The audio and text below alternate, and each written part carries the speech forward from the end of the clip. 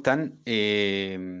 Bienvenidos a la presentación que va a dar inicio a la segunda temporada de webinars de Latin HTV. Yo soy Nomo. Quiero dejar con ustedes a Samuel en la presentación del día de hoy, que nos va a dar una introducción al Bounty, nos va a contar su experiencia, nos va a resolver las dudas que surjan y vamos a conversar un rato con respecto a este tema. La idea es que lo pasemos bien, nos entretengamos, aprendamos. Y tenemos un expositor de primera categoría, entonces es alguien que lleva en el Bounty bastante tiempo, es alguien que nos puede contar su experiencia, que le ha dado mayores éxitos, con qué dificultades se ha topado. Eso, no sé, Samu, si estás listo para partir y tú como Sí, presentador. sí, obvio. Ya, vale, ahí ¿Se escucha, está. verdad? Sí, se escucha. Ya, genial. Y ahora tú tienes que Sí, ahí, editar si tu no me equivoco, ahí presentación. lo puse. Ahí está, ahí se ve bien. Yo voy a apagar mi ¿Se ve bien? micrófono, cualquier cosa me avisas. Ya. Ah, bueno, me presento, mi nombre es Samuel. em, y el día de hoy vine a hablar un tema bien interesante que vengo trabajando hace bastante tiempo, que tiene que ver relación con los programas de recompensa o los programas de Back Bounty. Eh, si bien es cierto, no tiene nada que ver con Hack the Box, como es la comunidad como tal. El enfoque al final tiene una relación directamente con la búsqueda de vulnerabilidad, similar igual en los CTF. La diferencia es que a veces en los temas de bug bounty no existen soluciones. Cuando uno de repente se dedica a buscar ciertas cosas, de repente puede que no encuentre una solución al respecto. A diferencia quizás de un CTF que puede ser demasiado complejo, pero siempre va a existir quizá una solución obviamente, para el problema. Y bueno, voy a hablar un poco de la agenda, de lo que vamos a ir revisando un poco a grandes rasgos, lo que tiene que ver con los programas de Bug Bounty, la motivación que realmente tienen los hackers o toda la gente que le gusta hacer todo este tema de hacking ético. Vamos a hablar también un poco sobre el pentest versus el Bug Bounty, porque esto también es súper importante. Hoy en día he visto mucha gente que, claro, en el área, al menos aquí en Chile, hay mucha gente que se dedica 100% a lo que es el tema del pentest en diversas empresas, pero en full time, al tema de Bug Bounty, menos de 5 personas al menos yo conozco, entonces a lo mejor pueden haber más, pero que tal vez no los conozca. Entonces también vamos a hablar un poco de cuáles son las ventajas de uno o del otro. El cómo comenzar, porque eso igual es importante.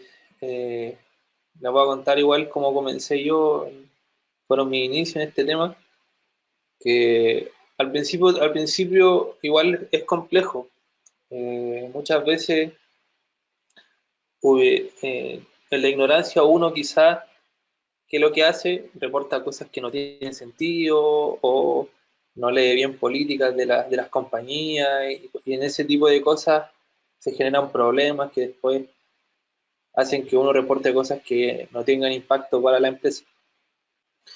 Las plataformas de Bug Bounty, pero si bien es cierto, existen muchas plataformas actualmente de Bug Bounty, pero yo quiero hablarles de las plataformas en las que yo participo. No, mi intención en este caso, porque les podría hablar de todas las que conozco y no tendría mucho sentido si al final en muchas de ellas no estoy participando actualmente y desconozco quizás su metodología, su manera obviamente de poder trabajar directamente, entonces es importante también que les pueda dar un feedback de la realidad de lo que al menos en mi caso hago. Y después les voy a hablar un poco de qué cosas y cómo reportar, que eso también es otro tema bien relevante porque, como ya les mencioné, al principio uno no sabe qué cosas reportar bien, uno reporta cosas que no tienen relevancia al principio, y ahí uno se va metiendo en dificultad. Las herramientas también, las herramientas esenciales que nosotros podemos utilizar para este proceso de búsqueda de vulnerabilidades. Olvidé de poner unas por ahí, pero ahí se las voy a ir mencionando igual. Y lo último, que es un poco lo más aburrido, pero sí tiene importancia, que me han preguntado varias personas, que tiene que ver con el tema de declaración de impuestos. Lamentablemente esto, si es que hay gente de otros países viendo esto, yo creo que esta parte la podrían omitir porque esto aplica directamente a Chile, pero lo quiero hablar porque varios me lo han preguntado y creo que es importante, porque a mí al principio me pasó, me perdí mucho, no sabía qué hacer. Y es relevante que nosotros podamos comprender si nos queremos dedicar. Bueno, yo no me dedico full time a esto, pero sí, eh, sí obviamente realizo un proceso de declaración cada vez que voy sacando una cierta cantidad de dinero a través de PayPal. Y vamos a hablar directamente ya de hecho con eh, de qué es lo que se trata este tema de Bug Bounty. Para los que no saben o los conocen, les voy a explicar a grandes rasgos qué es lo que sería este tema. Al final, el Bug Bounty es un mecanismo en los cuales los pentesters, profesionales de seguridad ofensiva, investigadores de seguridad, como uno les quiera llamar en verdad, de todos los lados del mundo, buscan vulnerabilidades con el fin de de obtener algún tipo de recompensa monetaria o algún tipo de reconocimiento, etcétera. ¿Por qué nace este tema? Porque al final en la empresa grandes se dan cuenta que tienen tantos activos en Internet que no pueden obviamente cubrir todo este tipo con pentester. Les puede salir muy caro en algunos casos.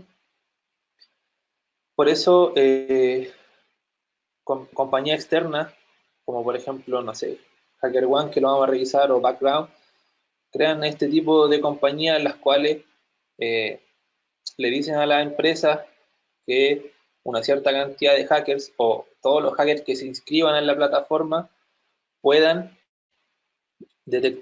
legalmente buscar vulnerabilidades y de esta manera recibir una recompensa en función de la vulnerabilidad que encuentren. Esto sí es útil porque al final este tipo de empresa y este tipo de servicio lo que hace es que a ti te va a recompensar siempre y cuando lo que tú encuentres tenga un impacto para la empresa. Un impacto en este caso en el negocio, a sus clientes. Y este tipo de cosas obviamente a la empresa le importa y al final los dos no se terminan beneficiando, que es lo principal. Bueno, yo como comencé en este tema de Bug Bounty, yo comencé hace casi 4 años en verdad a este tema y, y la verdad todo nació porque aquí en Chile yo reportaba cosas con el fin quizás de poder tener algún dinero extra, porque igual ya trabajaba en seguridad, pero ese era mi fin en verdad, el cual quizás no debió ser de la mejor manera, porque aquí en Chile en esos tiempos no existía este tipo de mecanismo. Hoy en día se ha adaptado un poco más en algunas empresas en Chile, como Fintual, como eh, ¿cómo se llama esta otra empresa? Como Buda. Estas empresas son dos empresas chilenas que tienen sus programas de Bug Bounty que pagan bien, que son bien interesantes, por si les quieren echar alguna mirada.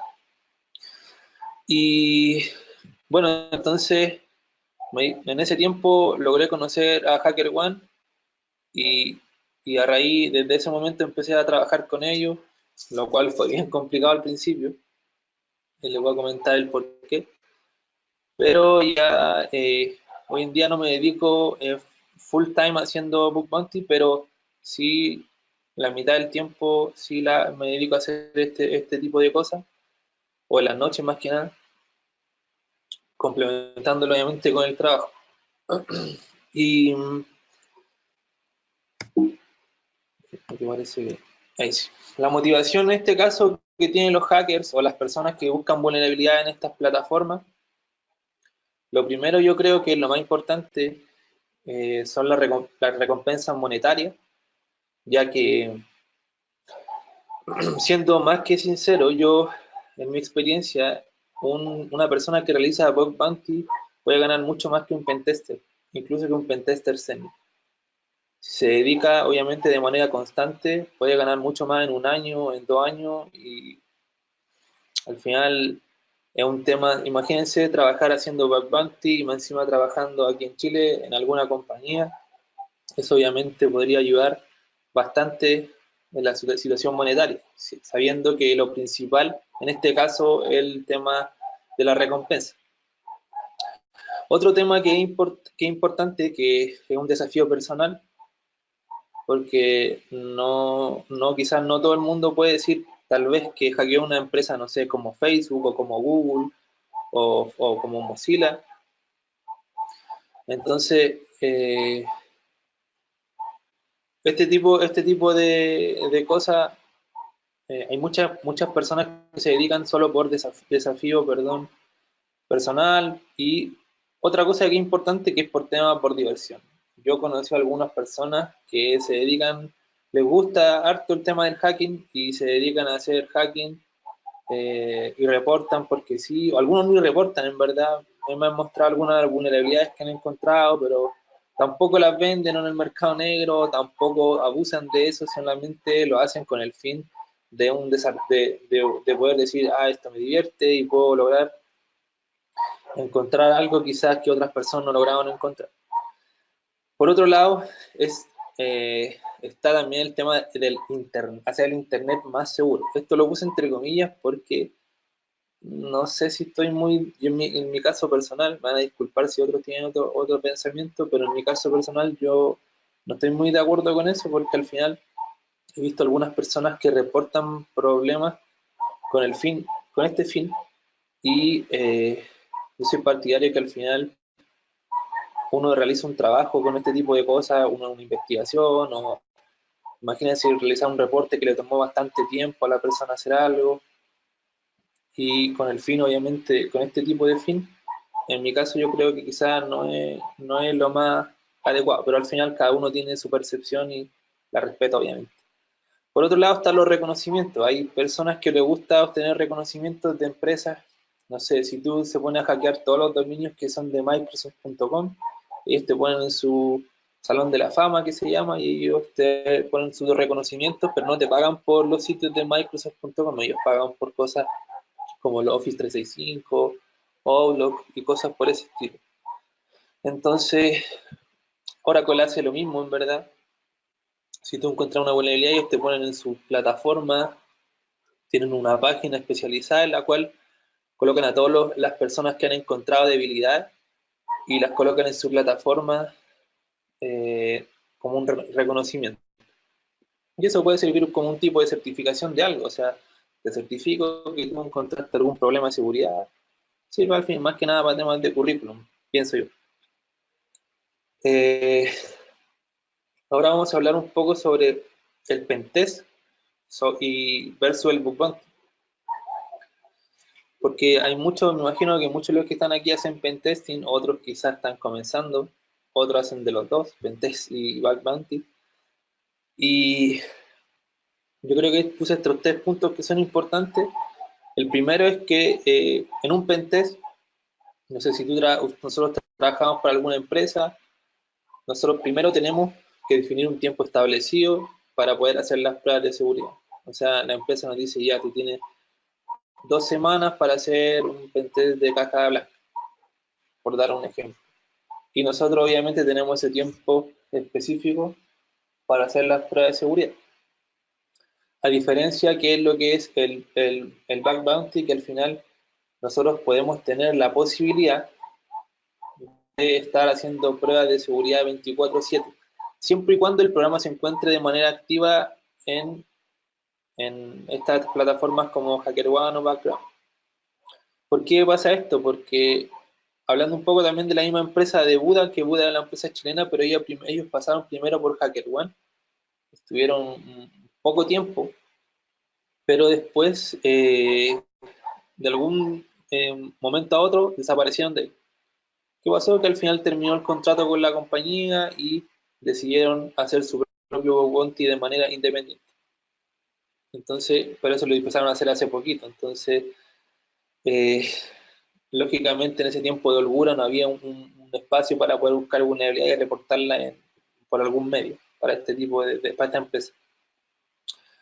Otra cosa que sucede en el pentest es un servicio realizado, servicio pagado.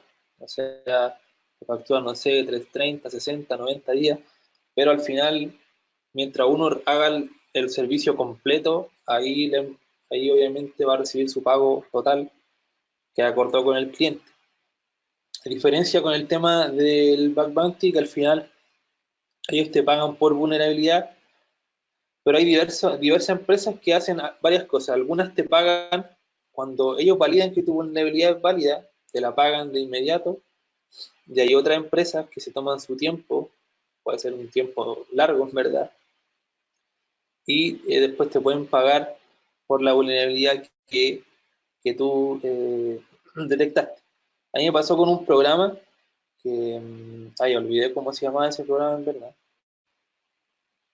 Voy a ver si me acuerdo, en verdad, si me acuerdo después se lo menciono, pero había un programa que estaba en HackerOne entonces y yo reporté una vulnerabilidad.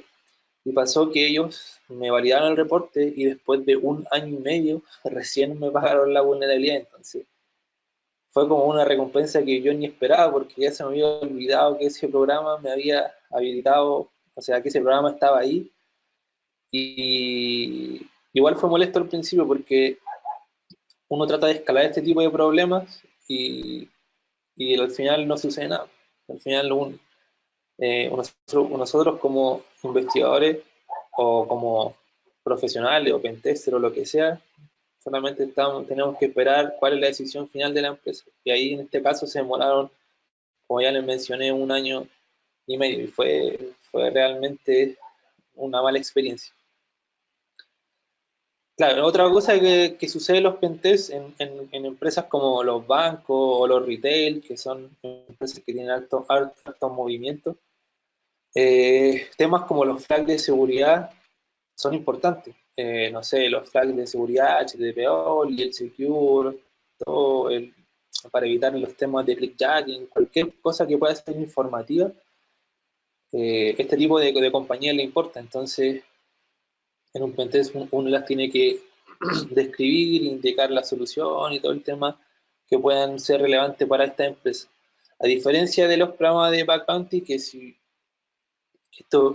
este tipo de programas uno tiene que enfocarse en vulnerabilidades que sí impacten al negocio, o sea, en cosas que sí puedan afectar directamente o la disponibilidad o la confidencialidad o la integridad de la información tanto de la empresa como o de los usuarios. Entonces, todo lo que tenga relación con los flags de seguridad, problema informativo, es muy probable que sea rechazado por la empresa. Entonces, desde ya yo no le recomendaría en ninguna instancia reportar cosas de este estilo, que es lo que no se debería realizar. Eh, bueno, el tema de las preguntas, me gustaría que las preguntas todos los podamos hacer al final, así que para poder tener una instancia, obviamente, de poder debatir ciertas cosas. Bueno, ¿cómo comenzar en este tema de Bug Bounty? Si la persona que está viendo esto es nueva en el área de seguridad, en el ámbito de hacking de aplicaciones web o tanto mobile, primero lo primero que deberíamos hacer es comprender en detalle el OWASP Top 10, la última versión, eh, ¿qué es lo que es, perdón, qué es lo que es el OWASP Top 10? Primero que todo, OWASP es una organización sin fines de lucro que se preocupa por la seguridad en diversos tipos de tecnología, IoT o mobile o web, y ellos tienen un top 10 de vulnerabilidad en función de este tipo de tecnología, las cuales son las más comunes. Entonces, si bien es cierto, en el OWASP Top 10 la vulnerabilidad más importante está la inyección SQL o las inyecciones de cualquier tipo, puede ser, no sé, inyección XPath, por ejemplo, todo este tipo de inyecciones que puedan obtener output del servidor, por ejemplo. Este tipo de cosas deberían pertenecen al OWASP Top 10 en este caso y deberían ser reportados como una vulnerabilidad súper importante. Por otro lado, hace pocos meses, la compañía de Portswigger sacó una academia que está bien interesante, que es Portswigger Web Security. A ver si lo puedo abrir aquí. Ellos sacaron esta academia y ellos tienen diversos cursos de seguridad que son gratuitos que tú puedes practicar. La idea de ellos es que tú puedas practicar la explotación de vulnerabilidad. Entonces ellos tienen como una descripción de cierta vulnerabilidad y después te dicen, ya, practica con tal vulnerabilidad, pero lo interesante de este sitio web es que son vulnerabilidades que sí son ya actuales, son importantes, o sea, no sé, vulnerabilidades como SSRF, Server Side Request Forgery o XXE, por ejemplo, o inyecciones de process scripting basado en el DOM, que esas cosas son bien súper importantes. Este tipo de plataformas la enseña, por eso yo recomendaría que puedan practicar en esta plataforma. Y por otro lado, hay dos libros que son súper importantes, que es el de Web Application Hacker Handbook, la versión 2. Es un libro gigante, en verdad es gigantísimo ese libro, pero tiene un detalle bien importante sobre vulnerabilidad en aplicaciones web. Hay muchas cosas que pueden ser relevantes, que pueden encontrar en este libro. De hecho, en el año 2017 hice un curso con el creador de este libro y la verdad es que fue súper útil porque explicó muchas cosas del libro, entonces siguió con el libro mientras hacía un ejercicio bien relevante. Entonces yo lo recomendaría ese libro. Siendo sincero, ese libro ustedes utilizan un DORC y lo van a encontrar en PDF en Google.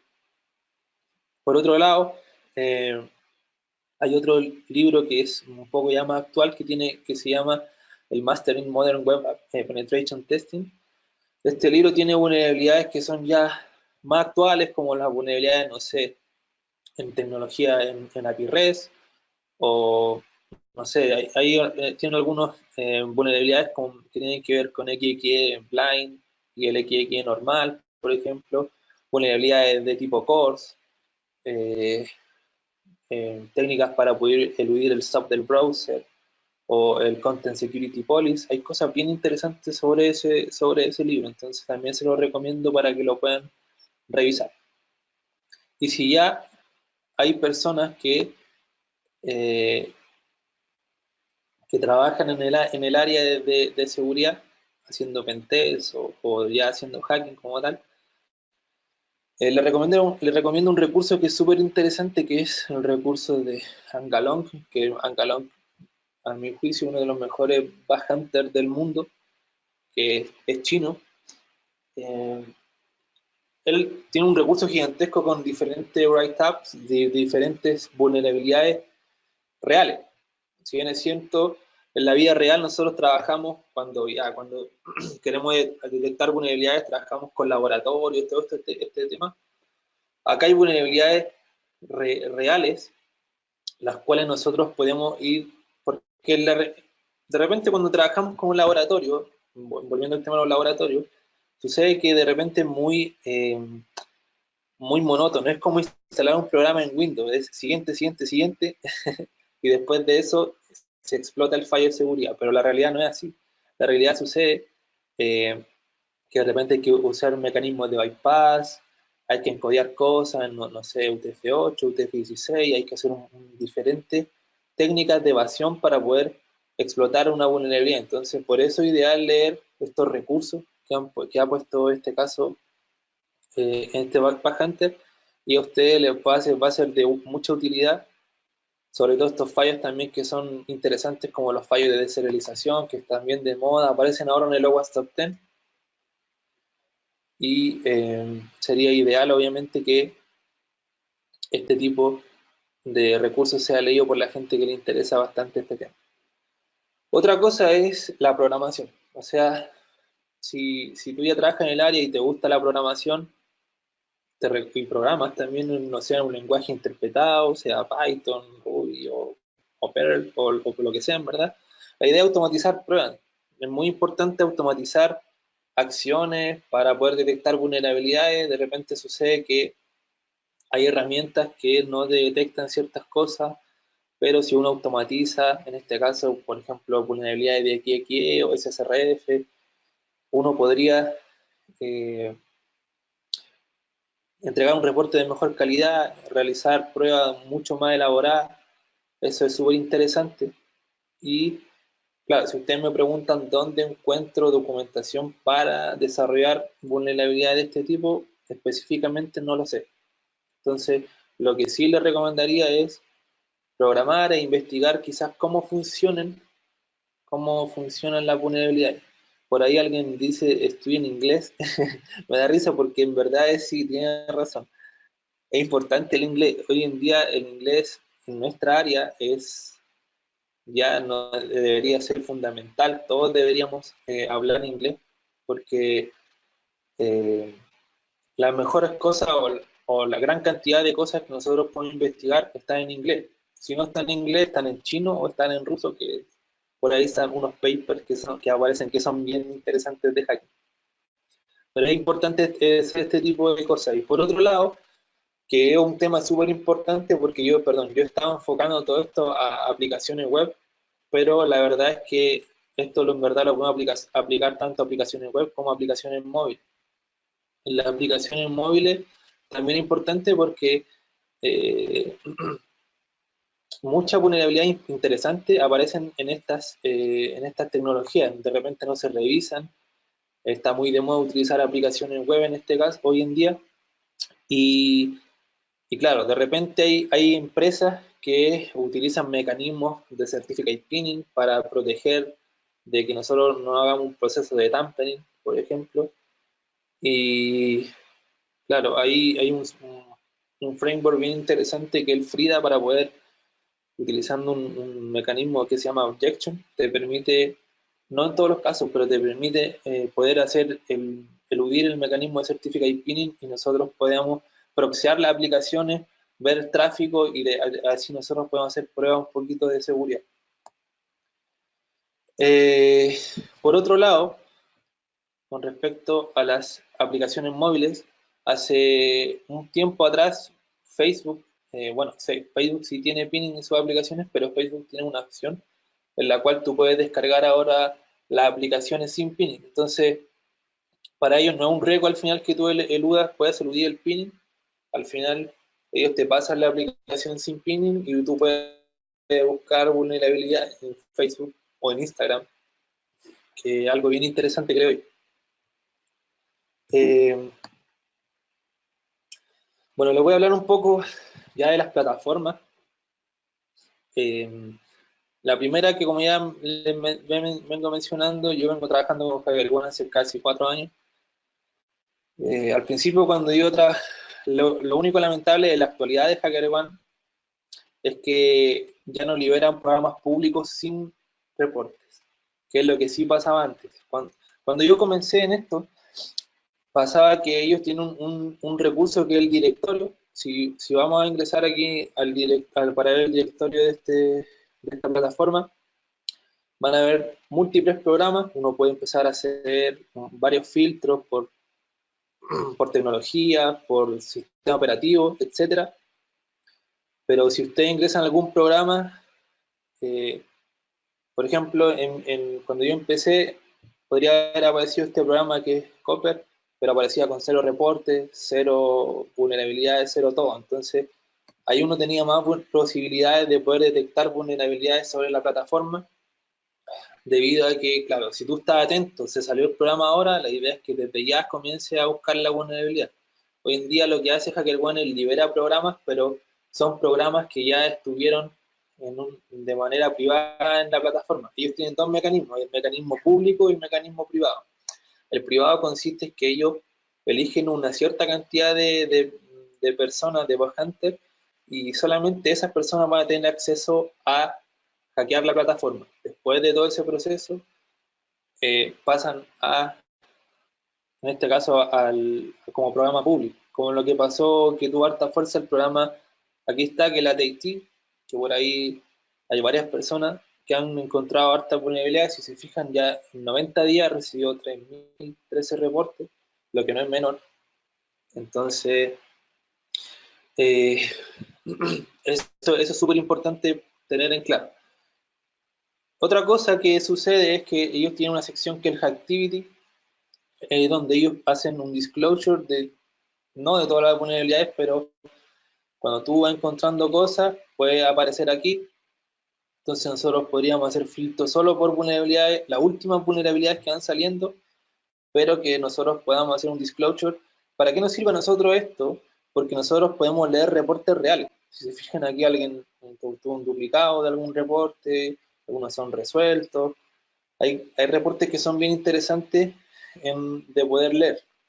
Lo malo de algunos reportes, bueno, si abrimos este reporte que está en ruso, lo vemos que está todo tapado, no podemos ver el contenido porque la compañía solamente te permitió a ti liberar el nombre. Nada más que eso. Entonces, si podemos entrar a otro reporte, como este de GitLab, este reporte está explícito. Ustedes lo pueden leer e intentar investigar y ver de qué se trata. Entonces, esta es la diferencia con ciertos reportes. Y cuál es la gracia al final de HackerOne es que ellos son bien, ellos tienen una cantidad gigantesca de programas, pero si tú estás comenzando en este tema de bug bounty, te recomendaría comenzar con programas. No me gusta mucho recomendar esto, pero es la única manera, pienso yo, para que sea un poco más sencillo obtener invitación a programas privados. Una vez pues que tú puedas realizar el CTF que ellos tienen, que tienen un CTF que tú si lo resuelves, que no es complejo, el CTF, ellos te invitan a programas privados. Otra cosa es reportar en programas públicos que no pagan, que tengan un scope que sea gigante, como el Departamento de Defensa, no sé si está por acá. Bueno, voy a ver si lo encuentro. Bueno, no, por aquí debe estar en verdad, pero bueno, aquí hay uno que es el Ford. No sé cuál es el scope que tiene Ford, pero ellos no pagan, lamentablemente no pagan. Pero si se fijan bien en el scope que es gigante, entonces lo recomendaría partir por aquí buscando cosas. Y aquí inelegible quiere decir que obviamente que ellos no van a pagar. Es solamente eso lo que ellos están indicando en su política. Pero si se fijan el scope es grande, y yo lo que haría, si yo estuviese empezando, reportaría un par de cosas ahí y después haría un filtro para solo recibir, tú puedes, perdón, en HackerOne hacer un filtro para solo recibir invitaciones de programas que pagan, porque de repente va a pasar que te pueden invitar a programas que no pagan, y la verdad es que no tendría mucho sentido eso si uno quiere obtener una recompensa monetaria. Entonces, es importante hacer ese filtro para que las compañías te paguen, perdón, que te inviten a programas que sí puedan pagar.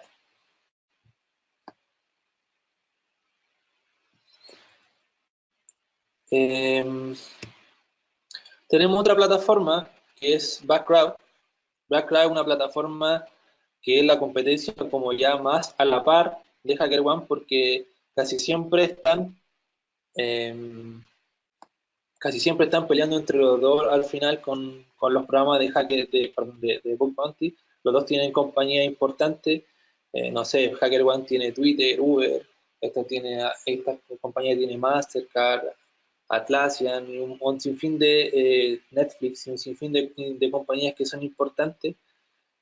Pero la gracia que tiene actualmente Backcrowd, a diferencia de HackerOne, es que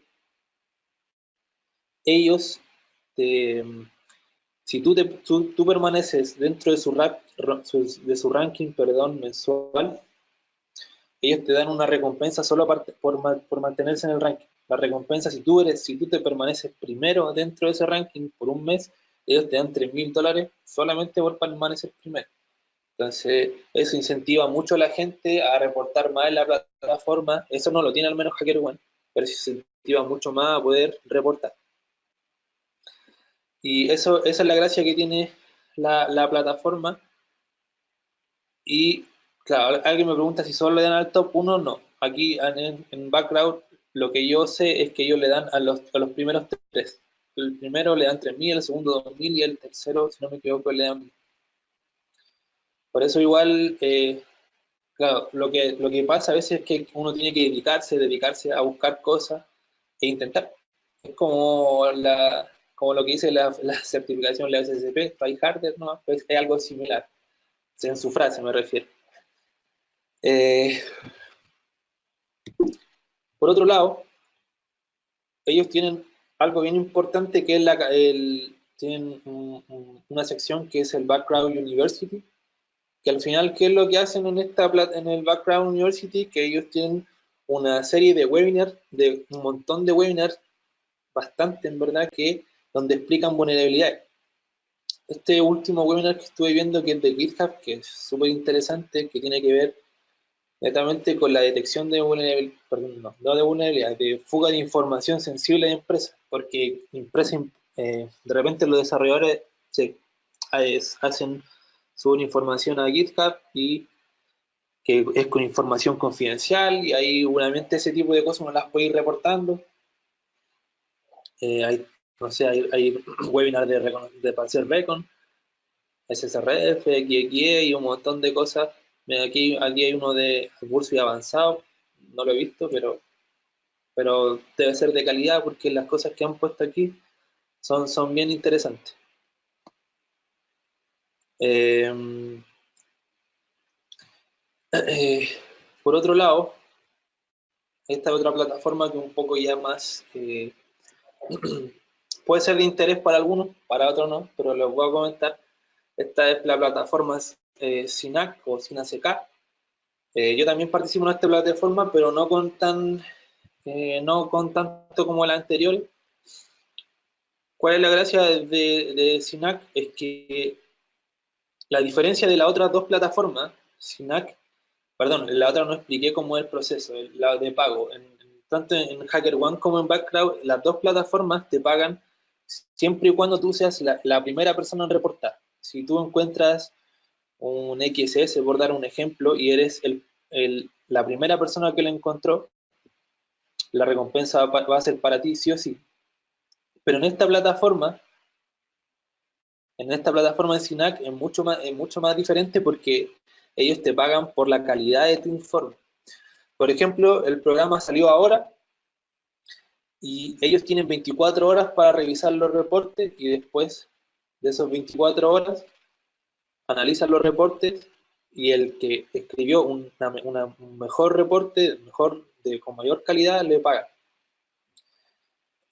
Entonces, esta es la diferencia que tiene. Entonces, o sea, tú puedes ser el último en reportar, pero si tu reporte tiene la mejor descripción, el mejor impacto, la mejor prueba de concepto, y un sinfín de cosas que ellos tienen, ellos eh, te van a pagar a ti. La otra ventaja que ellos tienen es que ellos pagan en 24 horas también. Si tu reporte es válido después de esas 24 horas, te van a pagar de inmediato y después de 24 horas, al final es un proceso de 48 horas en total, deben habilitar el pago para que lo puedas retirar. Es básicamente eso la plataforma. Pero, y la otra cosa que es importante es que en SINAC salen programas todas las semanas, siempre salen programas nuevos. Pero la diferencia con esta otra nuevamente es que aquí no es llegar e inscribirse. Lamentablemente, porque aquí hay que hacer un par de cosas que se las voy a explicar, hay que postular. Para entrar a SINAC, sí o sí hay que postular. Lo primero es que uno postula a través de la misma página, entra en sinac.com y hay un formulario para poder postular como hacker, y después de eso ellos te contactan para hacer un meeting. Tienes una reunión con ellos te dicen qué hace, claro, es todo en inglés la verdad la reunión, pero tienen la facilidad de que si no puedes comunicarte en inglés, también puedes escribirle dentro de la reunión, no se complican por eso.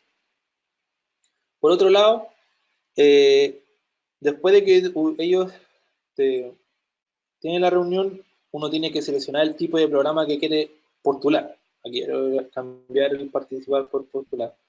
Puede ser web, puede ser mobile, puede ser de host, puede ser de reversing, hay otros más. Pero, siendo más que sincero, al menos en reversing, nunca he visto un programa de reversing.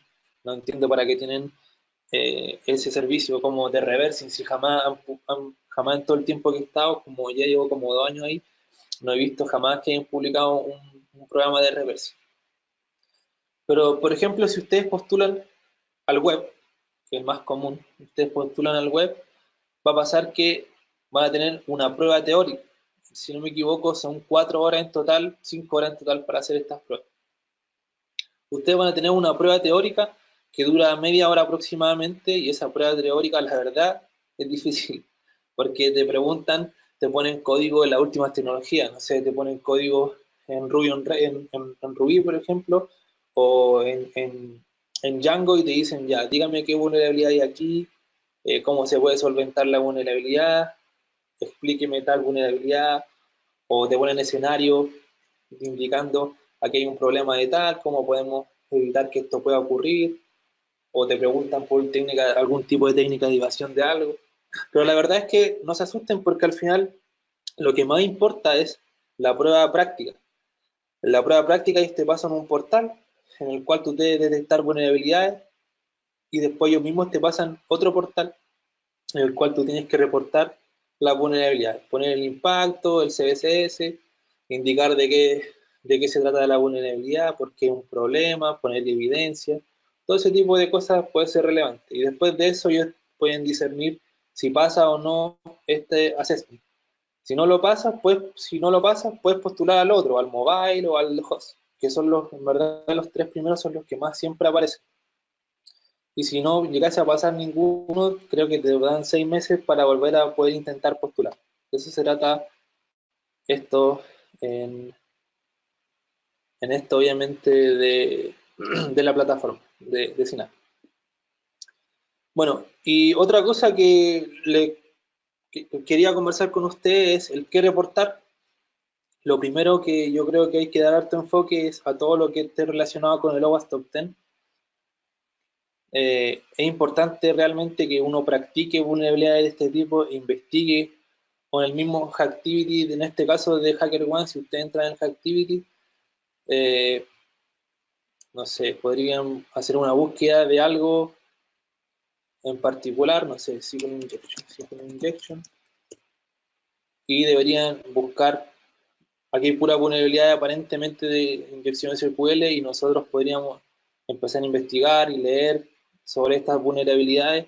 Como son vulnerabilidades reales, se van a poder entender los mecanismos que utilizaron de explotación, porque es verdad, la realidad es que cuando salen programas de este tipo, todos buscamos lo mismo, pero muchas veces hay que tratar de salir de lo convencional, intentar quizás eh, investigar otras técnicas de explotación, hacer tipos de explotaciones codificadas. Esas cosas quizás no las realizan todo, entonces eso te va a ayudar en algunos casos a detectar cosas que otras personas no. Otra cosa son la vulnerabilidad y la lógica de negocio, porque eso es muy importante. Las herramientas automatizadas no van a detectar cosas en la lógica de negocio por ningún motivo, a menos que yo automatice alguna herramienta a que haga algo en particular. Si utilizan herramientas, no sé, Acunetics o NetSpark o cualquier otra de esas herramientas automatizadas, la verdad es que no van a poder tener la capacidad de discernir este tipo de cosas. Cuando hablo de vulnerabilidades de negocio, me hablo en cosas que pueden afectar a más usuarios, por ejemplo, modificación de un parámetro para hacer que un usuario realice algún otro tipo de cosas, escalamiento de privilegios verticales, horizontales, ese tipo de cosas son súper interesantes revisar de manera manual. Y ahí uno puede investigar aquí mismo, privilege escalation, y ahí van a encontrar diversas cosas. Que me dio risa que alguien dijo que ya está esperando que llegue a los impuestos. Ya voy a llegar a esa parte. Ese tipo de cosas son súper importantes. La fuga de información actual. ¿Por qué me refiero de la fuga de información actual?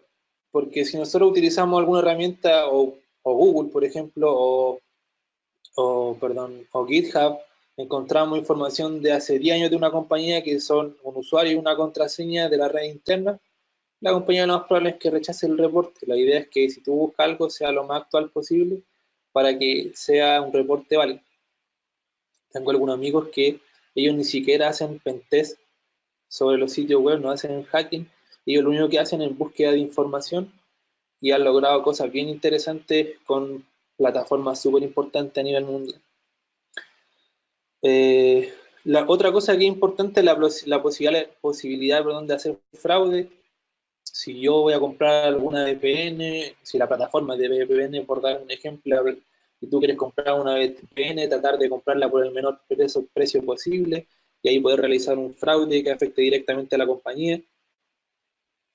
Y al hacer eso, obviamente, le da un impacto mucho mayor y lo pueden reportar con un problema de seguridad.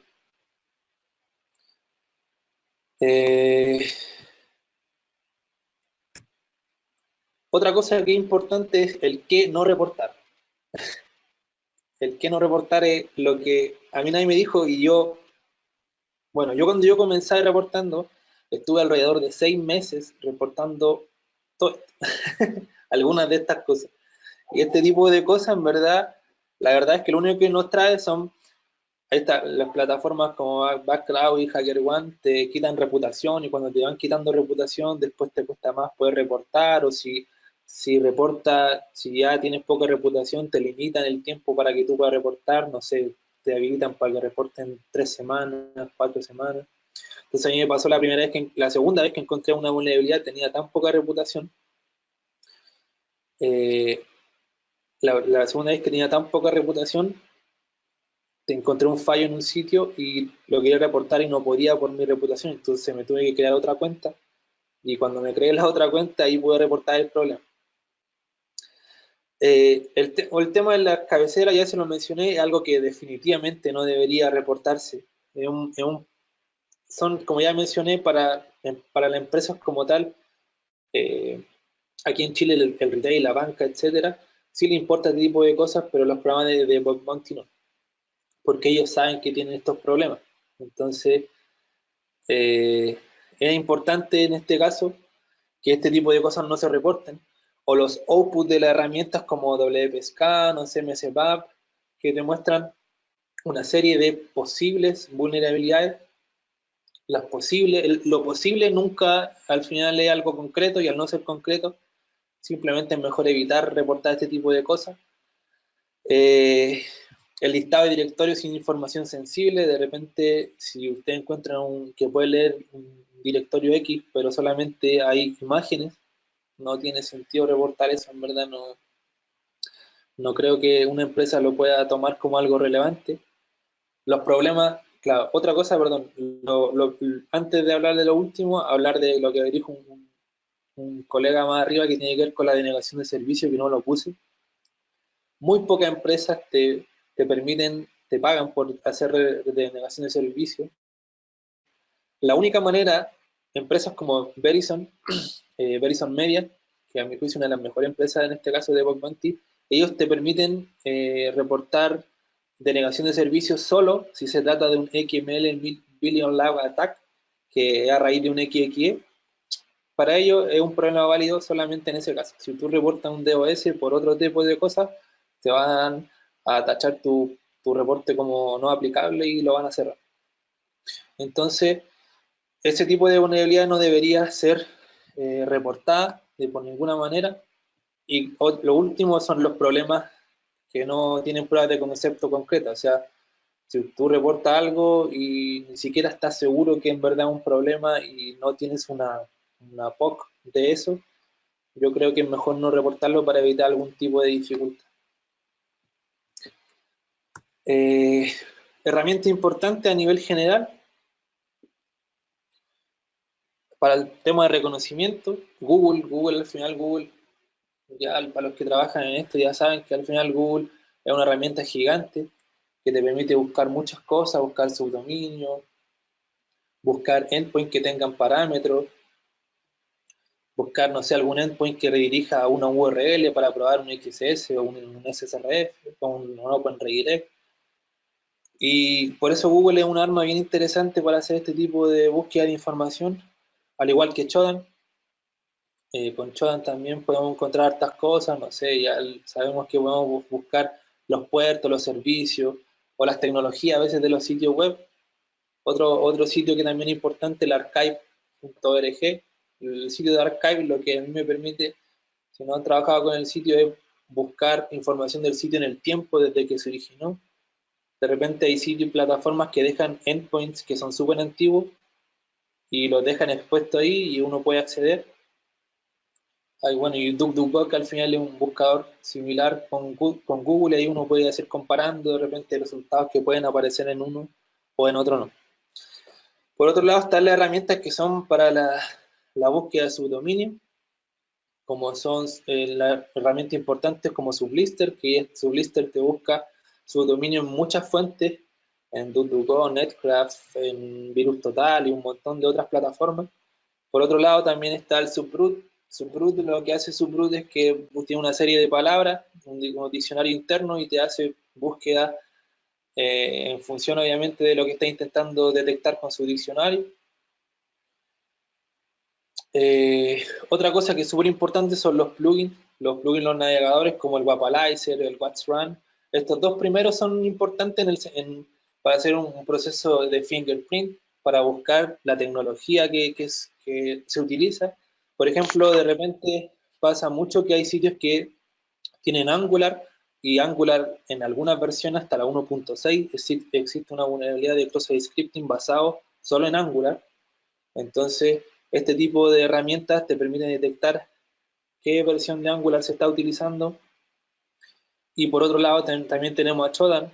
Shodan que, claro, ya lo mencioné, ya lo conocen, ya lo hemos visto, pero te evitas tener que entrar a Shodan si no apretan el plugin. A ver si aquí podemos, a ver si lo tengo habilitado aquí. Aquí en este caso está por Cloudflare, pero si se fijan, Shodan nos muestra directamente los puertos y servicios que pueden estar asociados. Eh, y hay un sinfín de herramientas que al final uno puede ir utilizando. También, como ya les he mencionado, para la búsqueda de información sensible tenemos a GitHub y tenemos GitLab. Buscar información ahí en estas plataformas es crucial para detectar.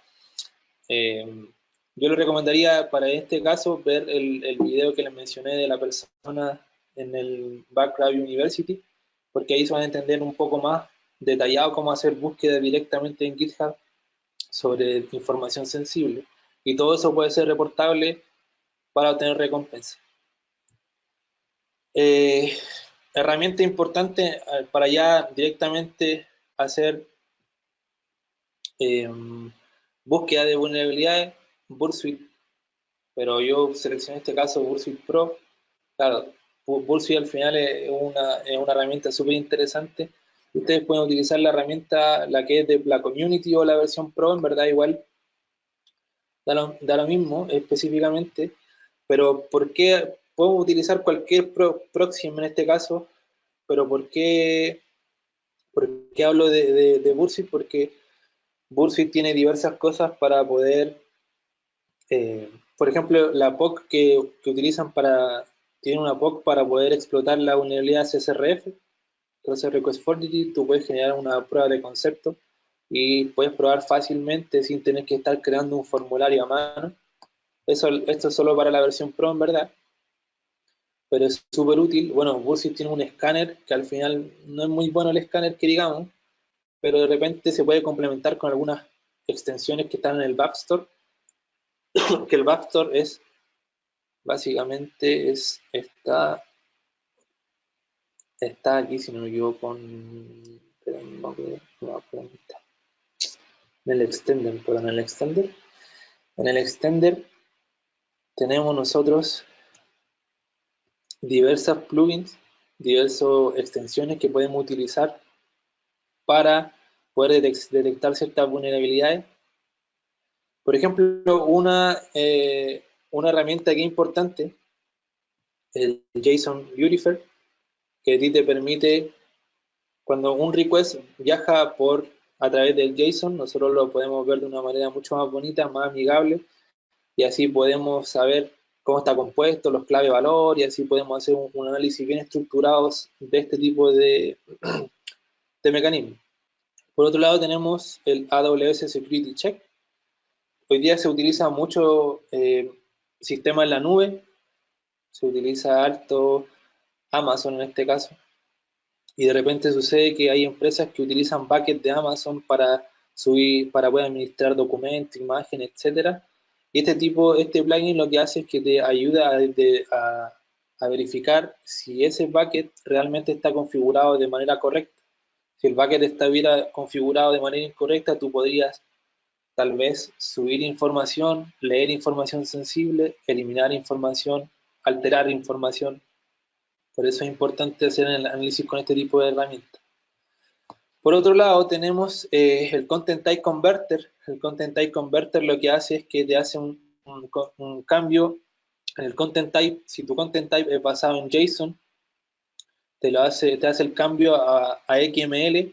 ¿Para qué se hace este tipo de cosas? Para ideal hacer pruebas basadas en XXE.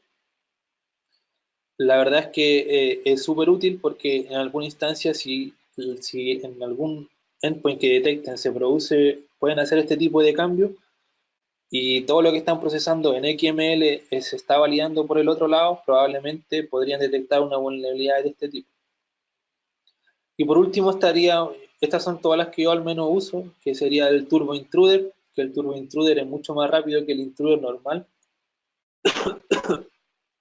Esto lo desarrolló la misma gente de Bursuit, y está escrito en Python. Al final lo que hace es que uno le define un diccionario, y en base a ese diccionario empieza a utilizar diversos hilos para poder hacer la detección si el recurso es válido, si hay un directorio o no válido, y este tipo de cosas nos puede ayudar para poder detectar información sensible. Estas son como las cosas, grandes rasgos que yo utilizo, más algunas cosas que voy desarrollando cuando tengo que detectar alguna vulnerabilidad en particular. Y bueno, les quiero mostrar un reporte que al final, lo mismo que estaba viendo delante, pero es un reporte que lo publiqué yo. En verdad, esto lo hice hace harto tiempo, que es de la empresa Vainilla.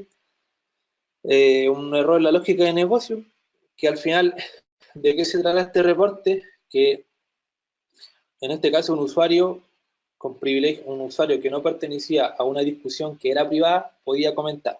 O sea, nosotros tenemos este recurso. Para esta prueba de concepto tuve que usar 3 usuarios. Primero, aquí tenemos 2 usuarios. 2 usuarios podían comunicarse entre sí en una conversación que era privada. La discusión era la número 15, un identificador número 15.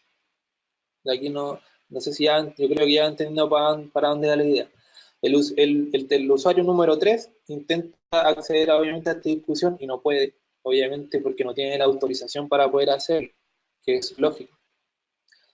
Pero cuando el usuario número 3 realiza una discusión en otro lado, con otra persona, tal vez, si se fijan aquí, la discusión es el ID número 5, el identificador, modifica su identificador por el identificador número 15 que pertenece a esta otra conversación que es privada,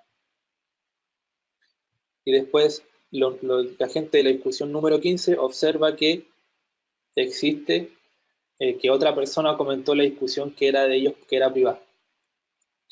Entonces, como el proceso acá en HackerOne, ellos, si se fijan aquí, yo escribí hartas cosas, un montón de cosas, y después ellos lo que hacen es un proceso de triage. El proceso de triage significa que tu reporte muy probablemente sea válido, y claro, después de repente hay debates con los temas de la seguridad. A mí me ha pasado a veces que yo he reportado cosas que yo pienso que son bajas y después la han puesto como crítico, porque para su negocio por detrás pasaban otras cosas adicionales que uno no ve. Pero a veces pasa todo lo contrario, de repente uno reporta algo que para uno es alto o es crítico, y para las compañías la verdad es algo que no tiene ningún sentido, o es bajo, en medio, o tal vez puede ser informativo. De eso se trata directamente, eh, como un reporte escrito en esta empresa. Y llegué a la última parte, que es la parte la que más nos da tristeza. Y bueno, si hay gente nuevamente que es de otros países, yo creo que se pueden saltar esta parte porque esto aplica solo a Chile. Bueno, al principio, en mi ignorancia, yo reportaba cosas, claro, yo tenía recompensa, pero eh, simplemente no hacía la declaración, eso fue hace bastante tiempo, no hacía ningún tipo de declaración, lo cual igual me empezó a preocupar, hasta que al final, después de trabajar con diversos contadores, ellos me indicaron cómo poder hacer este proceso de forma legal a través del servicio de impuestos internos y bueno, hasta el día de hoy declaro los impuestos que al final a nadie le gusta hacer, pero hay que hacerlo. Entonces, si tú ganas una cierta cantidad, la idea es que tú lo declares a través del formulario que se llama formulario F50. Tú inicias tu sesión en tu plataforma del servicio de impuestos internos, vas a impuestos mensuales, después de impuestos mensuales, y formulario F50, y ahí tú tienes que declarar el 10% del total, que es del total de lo que vas a sacar. Acá les pongo un ejemplo que si tú recibes una recompensa dentro del mes de marzo, por dar un ejemplo, digamos que tú tuviste una recompensa de $100 en el mes de marzo y lo quieres sacar de PayPal a través de multicaja. En Chile al menos se utiliza ese mecanismo, sé que hay otros, pero al menos yo utilizo multicaja. Si tú lo sacas por multicaja, la idea es que tú hagas una declaración los 10 primeros días del mes de abril por $10, que al final sea el 10% de ese monto. Y yo creo que esto es importante si alguien se quiere dedicar de manera profesional. Lo otro que se puede hacer es que lo que hace un amigo que no creo que esté viéndolo, que él tiene una empresa también, él es chileno y hace bug bounty, él hace bug bounty full time y la verdad es que él tiene una empresa y él declara impuestos como empresa y un proceso totalmente distinto a este, pero que le voy a preguntar cómo lo hace porque, bueno, le voy a preguntar de nuevo, porque yo sé que me lo ha dicho varias veces y no entiendo muy bien cómo es ese proceso. Eh, bueno, eso sería todo. Le agradezco, le agradezco obviamente la asistencia. Me gustaría que ojalá que este tema aquí en Chile creciera mucho más y en Latinoamérica como tal, porque hay poco, en verdad todavía hay poco bastante y yo sé que hay mucha gente que sabe bastante, entonces sería bueno y al final es un beneficio para todos. Así que no sé si tiene alguna pregunta, algo que les pueda, si, algo que me puedan preguntar, no sé. Eh, Como lo hemos hecho en otras ocasiones, Ah, ya Samu, bueno. activamos los micrófonos. La idea es que los amigos se presenten y lancen su pregunta. Ya, Yo igual tengo anotadas algunas preguntas acá que fueron lanzando durante el chat. ya buenísimo. Em, Hay una pregunta que me mandaron. ¿Has tenido casos en que no te hayan pagado algún reporte? Uf, mucho. Por ejemplo, una vez me pasó con una empresa que fue el primer bounty más alto que tuve, que eran como $2.000 hace como 3 años atrás. Me dieron $2.000 y estaba súper feliz. Y después de 5 horas, después de que me pagaron, después de 5 horas de que me pagaron, me enviaron otro mensaje y me dijeron que mi reporte era duplicado. Y ahí me quería morir. Me terminaron variando el programa, imaginen por qué. Hay otra pregunta que dice, ¿has hecho o descubierto alguna vulnerabilidad que a ti mismo te haya sorprendido como a dónde estoy? Mira lo que hice, mira lo que, cómo pude llegar tan adentro, o mira lo que Ah, logré sí. explotar. Algo así como que te Sí, haya a ti mismo llamado la atención. sí, la verdad es que sí, porque, por ejemplo, bueno, igual quizás no puedo entrar mucho en detalle, pero en Verizon encontré una vulnerabilidad que fue un zero day que afectaba a todos sus sitios. Y la verdad es que yo la encontré de casualidad porque no esperaba ese comportamiento. Entonces, conocía muchas técnicas de bypass para esa vulnerabilidad, pero encontré un bypass que jamás había probado nunca y logré hacer algo que afectaba a todo su sitio. Entonces, esa vulnerabilidad me gustó mucho y hasta el día de hoy la tengo, bueno, no creo que funcione en otros lados, pero sí afectada en los tipos en todos los sitios que yo estaba utilizando. eso fue algo que me llamó mucho la atención. Y bueno, y también he detectado algunas vulnerabilidades como SSRF, que he llegado igual bien adentro, he encontrado las llaves de Amazon, y ahí uno puede llegar a red interna, es bien, bien interesante al final ese tipo de vulnerabilidades, así que yo le invitaría a que le den enfoque a vulnerabilidades de ese estilo, son bien interesantes los SSRF. Ya. Hay otra, don Henry Case. ¿Qué pasa con los reportes duplicados? ¿Se puede hacer algo con eso? Sí, la verdad es que esa otra cosa importante, al menos hablando del mismo de mi experiencia en HackerOne, que a mí me pasa que cuando me dicen que mi reporte es duplicado de otro, yo insisto, insisto, insisto hasta que ellos me añadan al otro reporte, al que yo fui duplicado. ¿Por qué? Porque ¿qué es lo que pasa? Es que de repente me ha pasado que el reporte al que ellos me pusieron duplicado, la verdad es que no era duplicado. Ya. Entonces empieza el debate y lo tienen que volver a abrir y al final validar mi reporte, como también ha pasado en los casos que ellos sí tienen razón y no me han pagado obviamente en este caso los problemas. En los eventos que hacen en vivo generalmente ellos sí pagan los duplicados, pero dentro de un rango bien estimado. Ya. Podría ser quizás que lo hagan de manera global, pero no, ahí no sé si en alguna instancia lo pudieran hacer. Hay otra pregunta que dice, ¿te ha tocado algún reporte que la empresa quiera proceder legalmente contra ti? Sí, sí, me tocó una empresa que, mira, me pasó una empresa que ellos tenían una política normal, igual que todas las plataformas que te excluían vulnerabilidades como, no sé, self-processed scripting o los temas de ya hablamos de las cabeceras y todo eso. Pero, por ejemplo, yo encontré 5 fallos del mismo tipo en diferentes endpoints, todos distintos, que eran del mismo tipo, si bien es cierto, pero eran todos diferentes las acciones. Entonces, ¿qué es lo que pasó? Que la empresa me pagó uno solo y todo el resto me lo puso duplicado de ese. Pero yo dije, le pregunté el por qué. Entonces ellos me dijeron que ellos solo pagaban por vulnerabilidades que fueran únicas. O sea, si yo pensé el tiro y dije, ¿qué pasa si encontraba 5 RC diferentes? Solo me iban a pagar por uno y el resto me lo iban a poner duplicado porque solo pagaban por cosas únicas.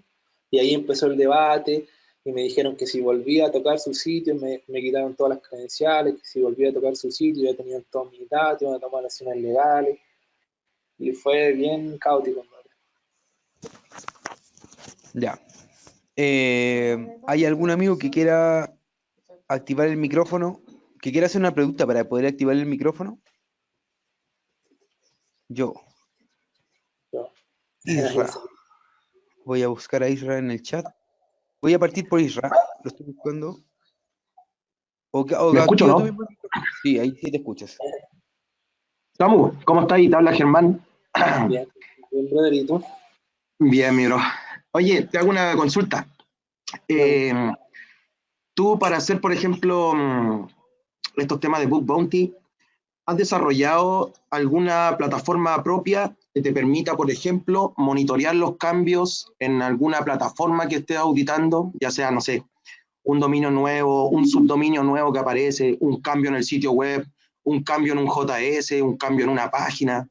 ¿Tienes algo que te permita estar monitoreando en tiempo real cuando se suba un servicio nuevo o cuando haya un cambio en el sitio web? Algo que te permita estar como en tiempo real pendiente de lo que está pasando en un sitio, así poder llegar Mira, antes que los demás. ¿Mm? claro, la verdad es que con respecto a eso he visto varias cosas, he visto varias herramientas que te permiten ver la modificación, en este caso de los JS, por ejemplo, que es donde hay más cambios, pero jamás me han ayudado como tal a detectar algún recurso nuevo, porque los cambios de los JS que he visto no me han permitido detectar algún parámetro adicional que añadí o algún endpoint. Al final son solo cambios que son ambiguos, que no me han permitido detectar nada adicional. Entonces actualmente lo único que yo hago con respecto a eso es utilizar los docs de Google y tratar de acotar la búsqueda a lo más próximo cada 1 hora, cada 2 horas, cada una semana, y voy viendo Dale, ahí, de repente ahí hay cambios que van indexando en Google y van apareciendo. Es la única cosa. vale, vale, Samu. Dale, dale, Te voy a brother. desactivar el micrófono, Isra. Viene Christian Wan. Puedes activar tu micrófono, amigo, por favor. Hola, buenas noches. Cristian Wong desde Venezuela. Hola, ¿qué Una, tal? con- una consulta, ¿en qué elementos te basas para determinar vulnerabilidades de día cero o qué herramientas usas para determinar rápidamente lo que es una vulnerabilidad de día cero y prevenirla antes de que los endpoints la detecten? O sea, yo no te puedo hablar mucho de muchas vulnerabilidades cero porque la única que encontré fue una. Entonces, yo lo que hice en estos casos fue hacer pruebas específicas contra la plataforma y me di cuenta que esta plataforma no tenía una protección dentro de su tecnología como tal, a nivel de desarrollo, que solamente ellos utilizaban. Entonces, en este caso, yo no seguí una metodología como tal para encontrar la vulnerabilidad, sino que en ese caso en particular se dio porque yo hice una prueba específica que no había hecho antes y funcionó como tal. Pero hoy en día no he detectado no tengo una metodología como tal para poder detectar una vulnerabilidad de día cero porque no se me ha dado la ocasión nuevamente. Excelente. Entonces, lo que me quiere decir es que te basas directamente en pruebas de penetración y vas trabajando con las Básicamente, vulnerabilidades conocidas. correcto, tiene básicamente ese tipo de cosas, si no haciendo procesos de fuzzing, de fuzzing de cualquier tipo, no sé, con caracteres en ASCII, en cualquier otro tipo de codificación, un UTF-8, UTF-16. Hay un investigador que se llama File Descriptor, que también es bastante, que él ha encontrado mucha vulnerabilidad en Twitter, una vulnerabilidad súper interesante, solo utilizando codificaciones extrañas. Entonces, el hacer fuzzing y tratar de buscar este tipo de cosas te va a ayudar, obviamente, para encontrar cosas que otras personas tal vez no vayan a encontrar. Ya, muchas gracias. Gracias a ti. Hay otro amigo que quiere saber después de cuánto tiempo, me tinca que está en problemas él. Después de cuánto tiempo el impuesto este no te puede empezar a presentar problemas. La verdad es que yo no sé, en ese caso no lo sé porque no, Puesto Interno no me ha dicho nada hasta ahora. Tú no llegaste a Eh, eso. no, yo no llegué, pero yo estuve un par de meses sin, no sé, unos 5 meses sin poner ningún impuesto, entonces igual estaba medio preocupado. Ya. Estaba medio preocupado al principio, pero más allá desconozco cómo es, porque yo creo que impuestos internos te debería hacer problema a ti si tú realizas algún tipo de compra por algo, no sé, una casa al contado o algo que sea muy de un valor bien importante para que ellos te puedan hacer problemas, creo yo. Ya. Don Swag pregunta, Samu, ¿cuántas vulnerabilidades has reportado más o menos? Más o menos entre todas las plataformas como 700. Wow. Sí, pero no todas las 700 han sido validadas. Si al final igual pasa, o sea, algunas te validan, otros no, otras son duplicados, hay de todo al final. Don Tony Palma, el hombre de los mejores cumbiones. Por favor, active su micrófono. Él va a lanzar una pregunta. Primero que nada, pues excelente presentación, Samuel. La verdad es que últimamente como que ha habido mucho hype del tema de Book Bounty, y principalmente mi pregunta es, ¿a qué Book Bounty recomiendas seguir? Ya nos mostraste por aquí un tema de algunos recursos que la verdad yo no conocía, pero ¿a qué Book Bounty recomiendas seguir? Porque escriben buenos write-ups y porque normalmente no lo suben como directamente al reporte, ¿no? De la plataforma. Ya. Mi pantalla todavía no se está compartiendo todavía, ¿no? Sí, ¿no? ¿No? Está en gracias. Ah, ya está, gracias. Pero se ve.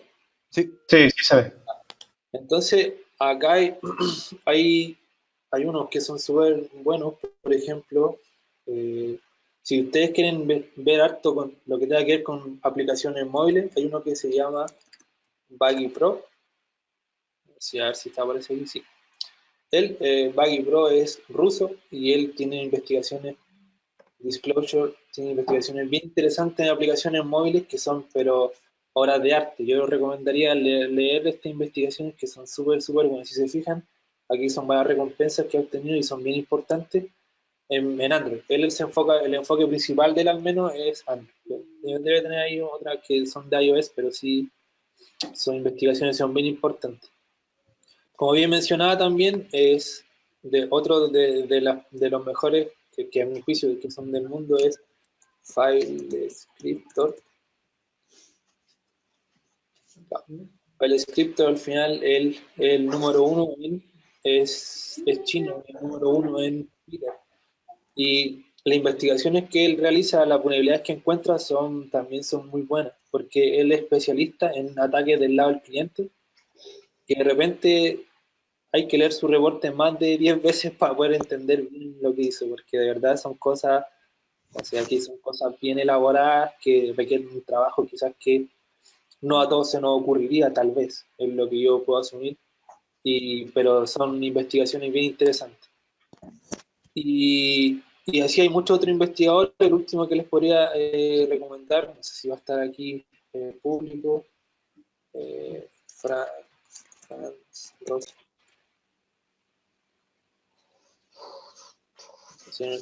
Franz Rosen también, él sabe mucho, él es un investigador que ya lleva mucho tiempo en Descendant Monty, en casi todos los eventos que he podido asistir, casi siempre reporta las cosas más graves y también tiene investigaciones que son súper buenas, por ejemplo esta que eso se basaba en Jason P, un artículo bien bueno, que aquí está todo el disclosure de uno cómo podría leer y hay un video también. Eso serían como lo más relevante y lo otro es básicamente tú vas a Twitter y en Twitter pones Bug Bounty y listo, y a seguir a todo el mundo que diga Bug Bounty. Yo creo que es lo mejor. Dale, Víctor nos pregunta, la automatización, ¿en qué lenguaje la escribiste? ¿Te basaste en alguna herramienta open source y la extendiste o desde cero? O sea, yo cuando automatizo algo es para algo puntual. Por ejemplo, ahora recién, o sea, hace un rato, estaba automatizando una inyección blind SQL porque SQL MAM no la detectaba. Entonces, lo que tuve que hacer en ese caso es, primero, ensayo y error. Ensayo y error, probar, verificar el comportamiento después del endpoint, y ahí utilizo Python por lo general, porque Python lo he trabajado con Python hace harto tiempo y creo que es mucho más amigable. Claro, si bien es cierto, cada lenguaje tiene lo suyo, pero yo utilizo más Python y he encontrado más documentación que me ayuda.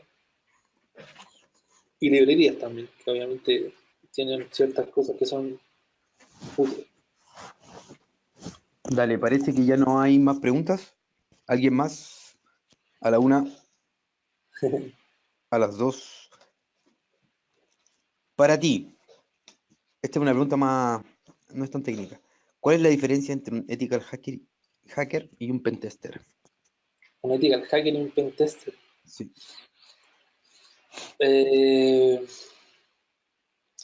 O sea, el enfoque de los dos es el mismo, detectar ciertas vulnerabilidades.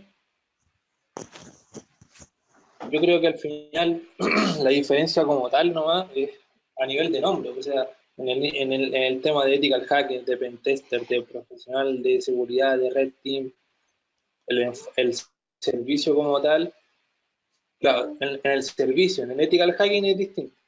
El ethical hacking es un concepto como tal y al final el pentester, no sé, a nivel de ethical hacking yo puedo hacer un ethical hacking y encontrar cierta vulnerabilidad y el pentesting quizás llegar hasta la cocina, pero básicamente yo creo que en un nivel conceptual no. Dale. ¿Hay alguna otra pregunta? Oye, todos te agradecen mucho. Yo también te quiero agradecer por tu tiempo. Parece que no hay más Vale, preguntas. Don sí, gracias. Tony, mándese un cumbión. Em, Eso. Te queremos agradecer por tu tiempo, por tu presentación. Y nos vemos en el próximo webinar de esta segunda temporada de este segundo ciclo. Esperamos tener presentaciones de mayor o igual calidad a esta. Así que nos seguimos viendo. Búsquenos en YouTube, denos like, suscríbanse. Eso, que estén Gracias a bien. todos. Vale, Saludos a todos. chao.